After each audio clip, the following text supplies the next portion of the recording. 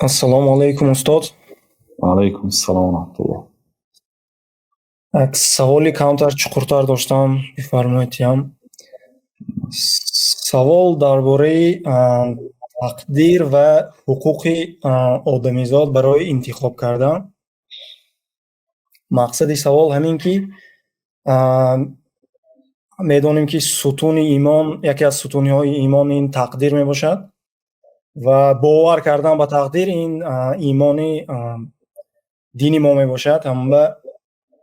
албатта мо ҳамон бовар мекунем ба ин чиз ва саволи ман камтар нофаҳмоии мобайни ду ҳамин чиз буд ки масалан Худованд ҳама якумин ва ҳама охирин мақсад. Худованд на сар дорад, на охир. Ин маъно дорад ки Худованд ҳама чизое ки шуда буд, мешад, ҳама ин чизҳоро медонад.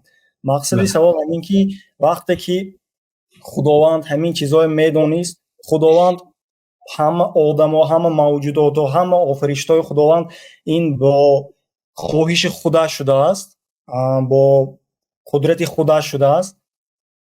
вақте ки ҳамин қудрати Худованд ки шудагии ҳама ҳамин чизҳо, вақте ки одамҳо, асосан гӯем одамҳо, ягона одамҳо аз офаришоти Худованд ҳуқуқи интихоб кардан дорад, дига ҳеҷ кас дига ҳеҷ ягон мавҷудот надорад.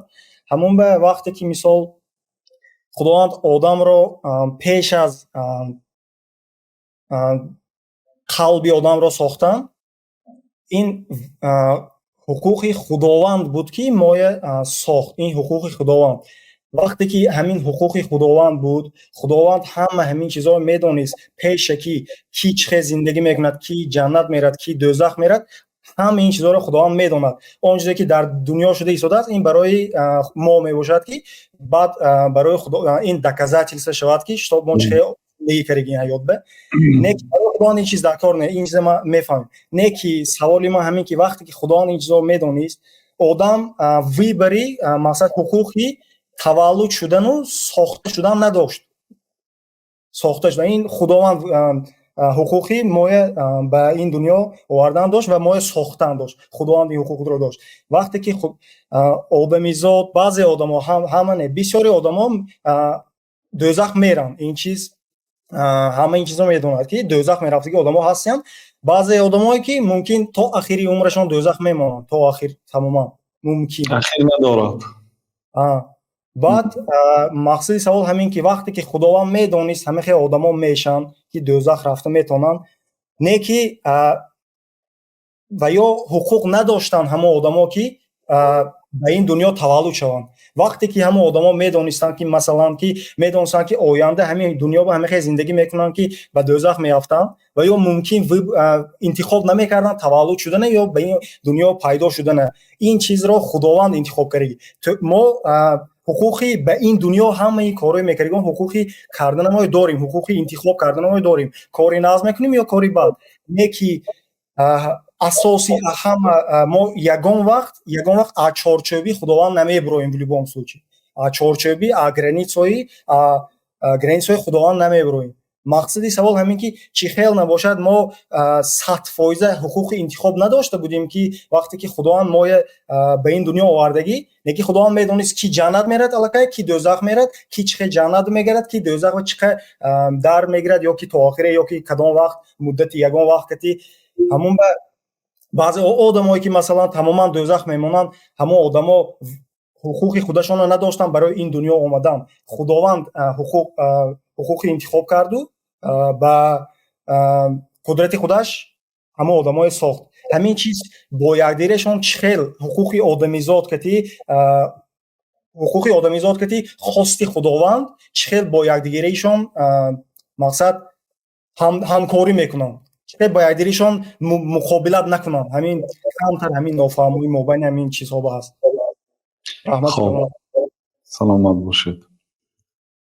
дар масъалаи тақдир мо як ҷумъа дорем, суҳбати 50 дақиқага ва айнан ҳамин суол ва монанд соли гузашта касе дар пахши мустақим савол дод, ҷавоб гуфта будем. валекин барои ҳамин гуна суолҳо пайдо нашудан ё ҷавоби аниқ донистан یک چند مقدمه های هست که باید هر یک بنده داند. اولش این که خوب دانیم که الله تعالی ظلم نمی کند. این مسئله اول است. خیلی نه که الله تعالی همین روی خطی چند تریلیارد یا بیلیارد آدمی که به دنیا میبیاد از سری پیدایش از حضرت آدم تا روز قیامت همین های همینجا مانده باشد و یک قسمش گرفته به جنت و یک قسمش گرفته به دوزخ پرتاب باشد. یعنی بخت به یعنی بختی هر کس کی توغری آمد به جنت کی توغری آمد به دوزخ این خیلی نه. الله تعالی علمی سابقه دارد. الله تعالی میداند که کی چی کار میکند. این خیلی نه که همین آدم ما گرفت و الله تعالی از جمله دوزخی ها نویس حالی و به دنیا نام حال آسمان و زمین ها پیش از آن که آفریده شوند 50,000 سال پیش الله تعالی تقدیری مخلوقات را نوشت. حالی آسمان های و زمین ها نبودن. 50,000 سال پیش الله تعالی قلم آفرید گفت که اکتب بنویس. گفت که چی نویسم؟ گفت که مقادیر الخلق، خلق تقدیرش نویس. پس تقدیری خلق را نوشت تا زمانی که اهل جنت به جنت میدونن، اهل دوزخ به دوزخ میدونن، همش نوشته شد. همون چیز میشود. یکی معنای این خیلی نه که الله تعالی یک آدم دوزخی کرد یک آدم جنتی کرد. نه، همین آدم الله تعالی میدونست که در دنیا نه نصیحت براش تاثیر میکند، آدمی بد از دین حقارت میکند، الله تعالی حقارت میکند، پیغمبر حقارت میکند. میدونست که این آدم همین خیلی کار میکند.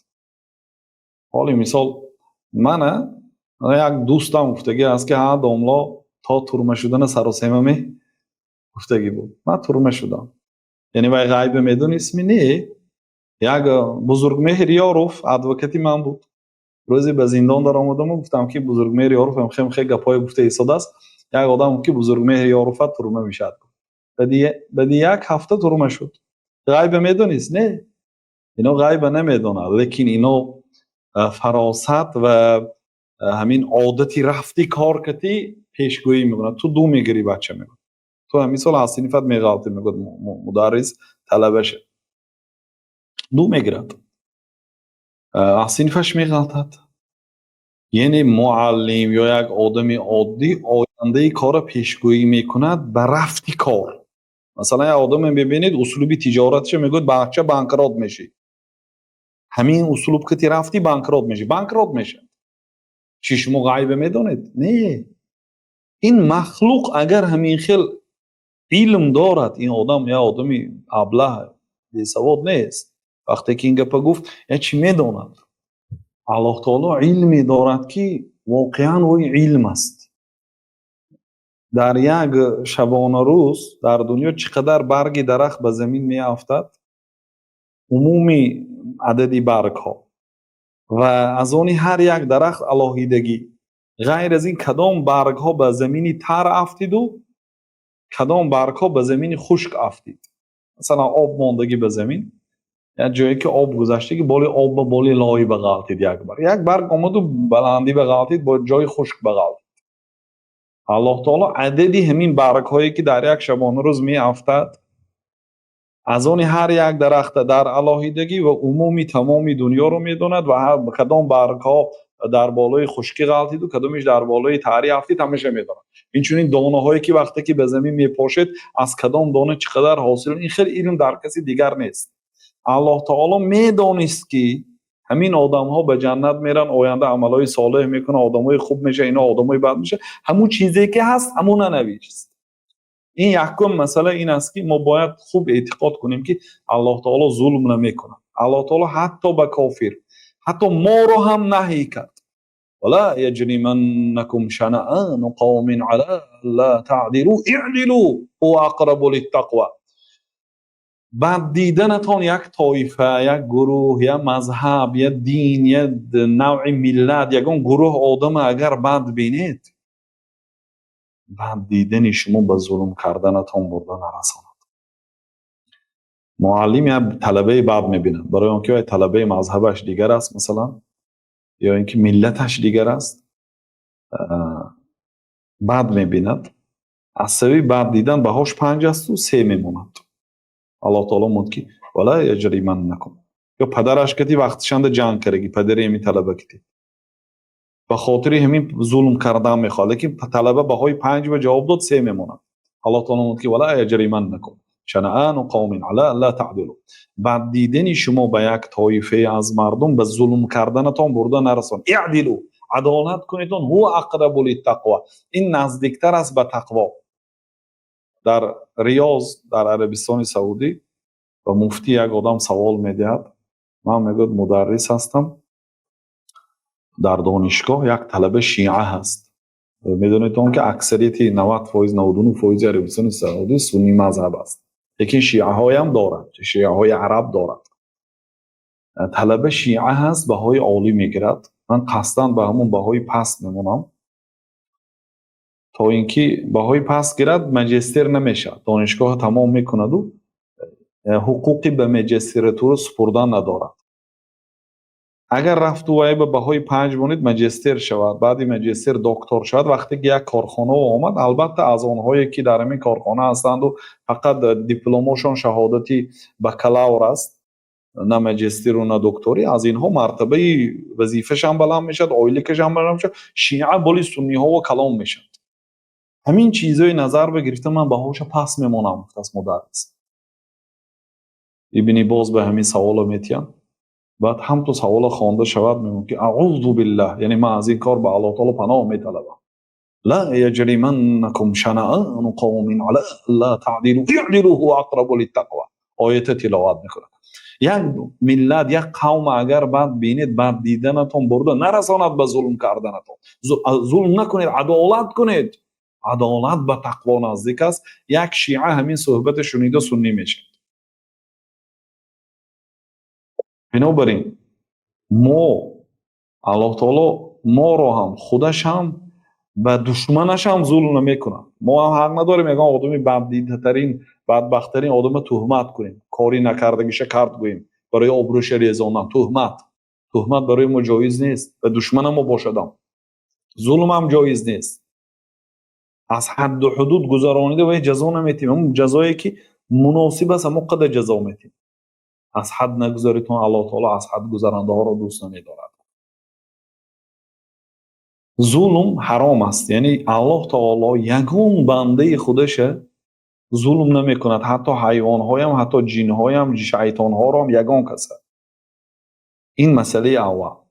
یعنی که بعضی آدم هایی که به تقدیر کافر بودن میگفتن که تو چیکار کردی؟ مرا، یعنی دستای و پای هایم را با ارغمچین بستی، بعد به دریا پرتافتی و گفتی که تر نشو. یعنی الله تعالی ما میخیل کرد؟ نه، الله تعالی ما آفرید. ما اختیار داریم که روزه داریم، اختیار داریم که نماز خوانیم، اختیار داریم که برای خودمون راه راست انتخاب کنیم، برای همین زندگی دو روزه موقتی انتخاب داریم که فحش و فجور و گناه کنیم و دشمنی به دین الله کنیم. اختیار داریم ایپتیک گیریم، اختیار نداریم ایپتیک نگیریم. یعنی ما اختیار، ما مجبوری نیستیم. الله تعالی برای ما عقل داد، فهم داد، دین داد، بعد اختیار در دست ما داد. این یکم مقدمه. ظلم الله تعالی نمیکند. این اعتقاد دارم. اگر این اعتقاد به 100% باور کردید، دویمش لا یسأل عما یفعل و هم یسألون. الله تعالی از کاری که میکند پرسیده نمیشه. ای الله برای چی این کار کردی گفته نمیشه. و هم یسألون، غیر الله دیگر همه پرسیده میشه. پادشاه ها، سلطان ها، امیر ها، قاضی ها، معلم ها، مفتی ها، اینها همشون روزی قیامت پایلوچ، سرلوچ، ختنه ناکرده، بی لباس در پیشگاه الله تعالی خار و ذلیل ایستاده، به هر یک کارشان جواب میدن. فلانی برای چی گرسنه خواب کرد، فلانی برای چی ایپتیک گیری، فلانی برای چی قمار بازی کرد، برای چی قرضدار از دنیا گذشت، برای چی زندان شد، برای چی بیمار شد. هر یکی این بود جوابگری هست. لا یسأل عما یفعلون و هم یسألون. این دویمین مقدمه. الله تعالی از کاری که میکند پرسیده نمیشه. او الله است، او پادشاهی تمام عالمیان است، از نیستی تمام مخلوقات را به هستی آورد. کان الله ولم یکن شیء معه. الله تعالی بود دیگه چیزی نبود. حدیث بخاری و مسلم است. چیزی نبود، یگانه الله تعالی بود. سپس الله تعالی آب را آفرید، عرش را آفرید، سپس لوح المحفوظ و قلم را آفرید، بعدی 50,000 سالش آسمان های زمین را آفرید. وقتی که آسمان و زمین را آفرید، به زمین بعضی مخلوقات را آفرید مانند دریاها، کوهها، آبها، حیوانها، بعد آدم، و آسمان آفتاب و ماهتاب و ستارگان و دیگر فلک آفرید. بعد شب و روز پیدا شد، بعد وقت پیدا شد. از این پیشتر همش ازل بود، یعنی پیش از وقت. الله تعالی از ازل هست، دائما هست، ابتدا ندارد و انتها ندارد. یعنی الله تعالی پرسیده نمیشد که الله تعالی چون تو اصلا همین آدم آفریدی؟ اگر تو نمی آفریدی اینا جنتی و دوزخی نمیشدن. چون تو آفریدی؟ پرسیده نمیشد الله تعالی. حتی اختیاری آفریده شدن نداری. یعنی این گپای فیلسوف ها هست برادر عزیز. فلسفه، علمی کلام در چیزهایی که باید آدم گپ نزند اونا گپ زدن، بنابراین اهلی کلام افته شدن. فیلسوف میگه که یه آدمی که هیچ یک دنیا گپ میزند آخری گپ با هیچی نه.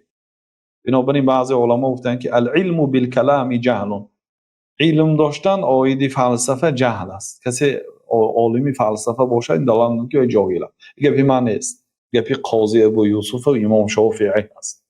اگر معقول نباشد قطعی ابو یوسف و قطعی امام شافعی جنگ کرد. العلم بالکلام جهل، علم داشتن در علم فلسفه جهل است، نادانی هست. والجهل به علم، نادانی در این مسئله علم است. کسی که علم فلسفه نداند و علم دار است، داند و جاهل است.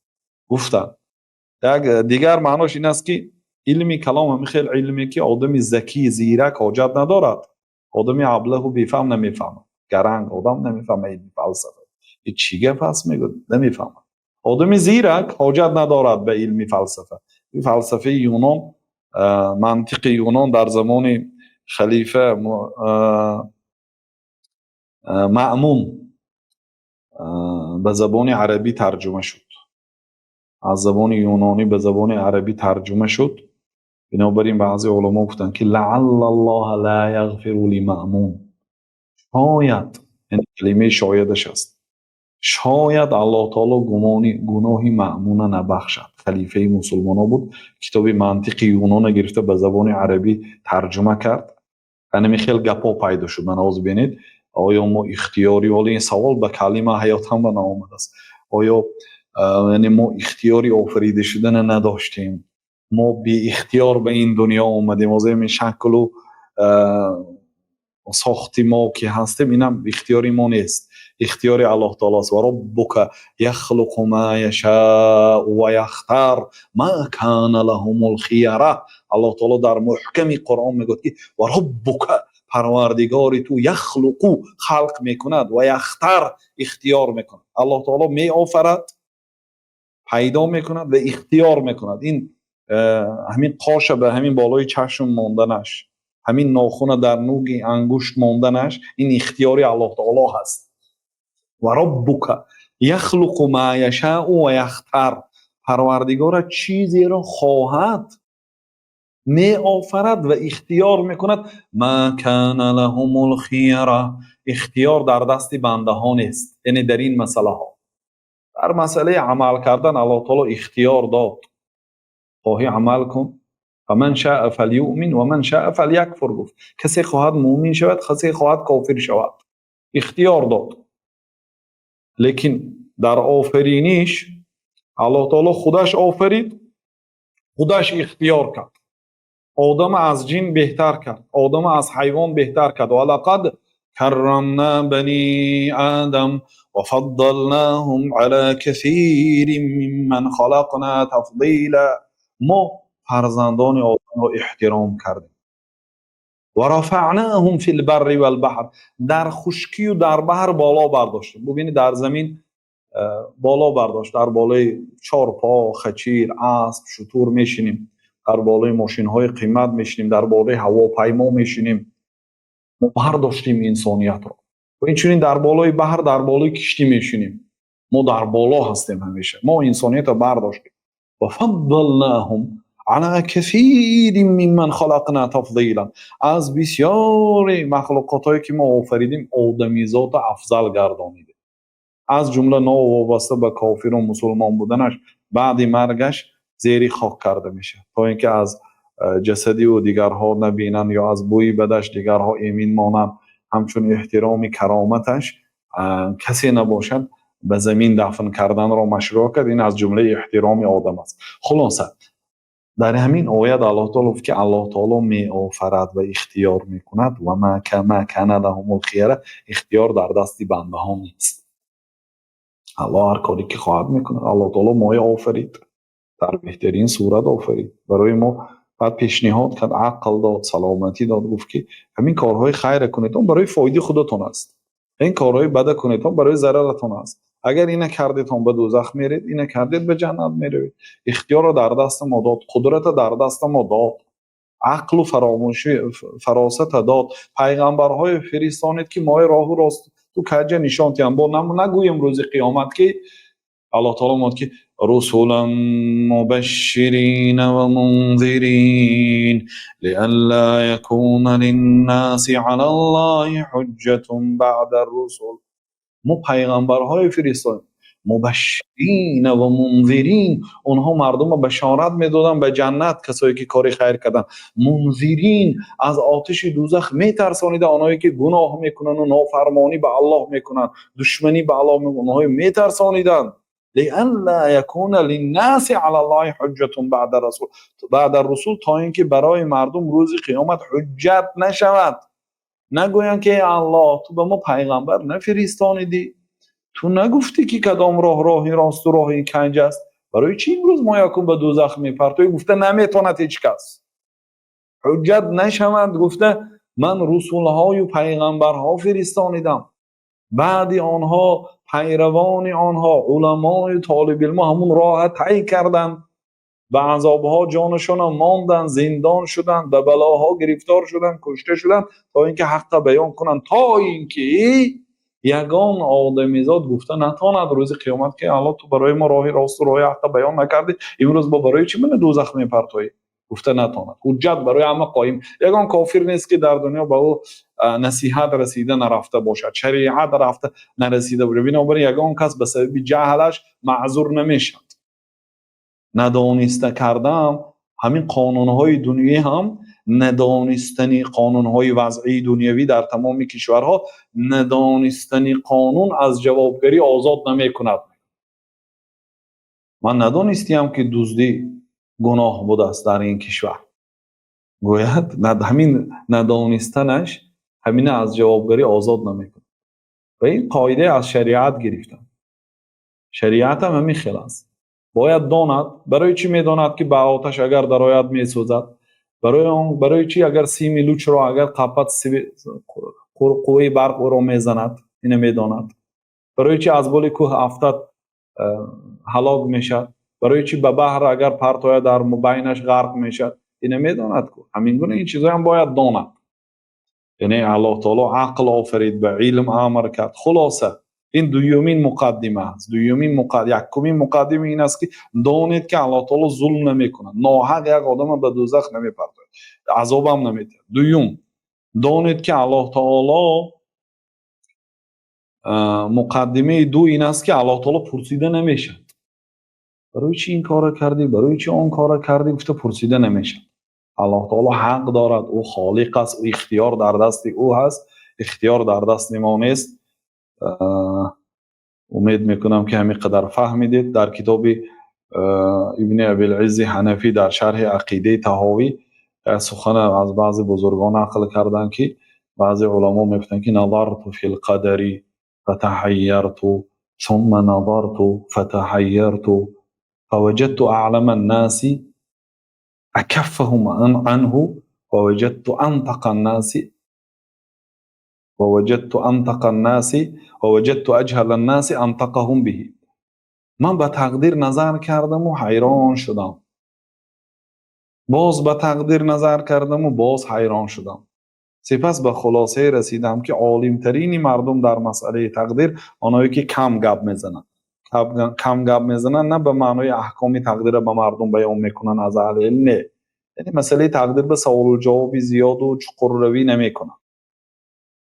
ما به الله تعالی ایمان آوردیم، به تقدیر نیکی بدی. هر چیزی که الله تعالی خواست می شود و به بندگانش ظلم نمیکنه. اختیار را در دست بندگانش داده است، راهی راست به آنها نشان داده است، عقل داده است، پیغمبران فرستانده است. دیگه ماندگیش در یعنی خود اختیاری بنده است. بنده میتونه عملهای صالح کنه و به جنت برد، میتونه عملهای بد کنه و به دوزخ رود. یعنی گپی کم میگویی در مسئله تقدیر. و یافتم که عالم ترین مردم در مسئله تقدیر، خودداری کننده ترین آنها و اجهل الناس یا جاهل ترین مردم در مسئله تقدیر، اکفهم عنه، آن آدمایی که خودشون باز میدارن، انطقهم به. جاهل ترین آدم درباره تقدیر آنه که بسیار گپ میزند، عالم ترین آدم درباره تقدیر آن آدمی که کم گپ میزند. یعنی کم گپ میزند به معنای سوال و جوابای چقور نمیرند. بنابراین و تعمق، چقور رفتن در مسئله تقدیر آدم به هلاکت میرساند. یعنی همین مقدمه های اگر دانید، انسان سلامت میماند از فکرهای بد. الله تعالی اعلم.